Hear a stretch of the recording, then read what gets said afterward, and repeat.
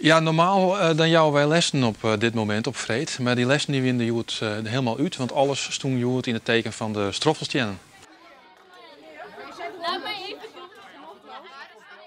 Wie meidje Joet de aardappel gebraad en andere dingen die gekookt worden in de Tweede Wereldoorlog. En hoe smaakt het dat eerst? Ik denk wel lekker, maar net zo lekker als iets wat we nou eten als patat. Het is heel erg wat er allemaal gebeurd is en dat is niet goed helemaal te bevatten. Zo. Maar het is wel leuk om dan daarmee bezig te zijn en zo mee te krijgen wat er dan allemaal gebeurde. En dan denk ik dat wij van een deel toch zeker eens doel bereikt hebben. Dat de geschiedenis een beetje op dat moment tot leven komt.